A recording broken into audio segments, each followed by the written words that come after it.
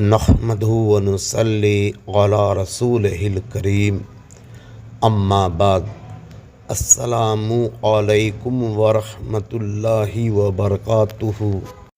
اگر آپ نے ابھی تک اس چینل کو سبسکرائب نہیں کیا ہے تو اسے سبسکرائب کر لیں۔ علماء دیوبند نے جو کتب لکھی ہے اس کے اندر بہت سی رومانٹک اسٹوری ملتی ہے جس کو سننا ایک باحیا انسان کبھی گوارا نہیں کر سکتا ہے۔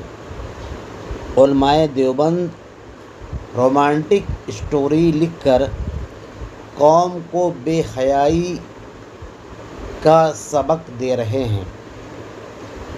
ہر عالم رومانٹک اسٹوری لکھنے میں ایک دوسرے پر فوقیت حاصل کرنے کی کوشش کر رہے ہیں۔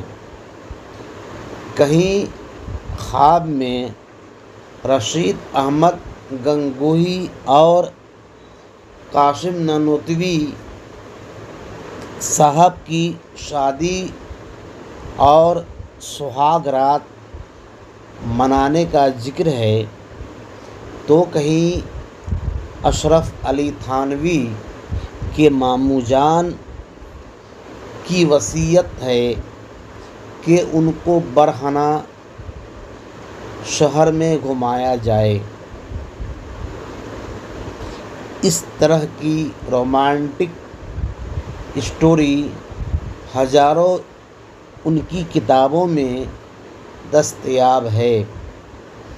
اللہ تبارک تعالیٰ مسلمانوں کو ایسا بے حیا فرقہ سے بچائے، آمین۔ وآخر دعوانا الحمد للہ رب العالمین۔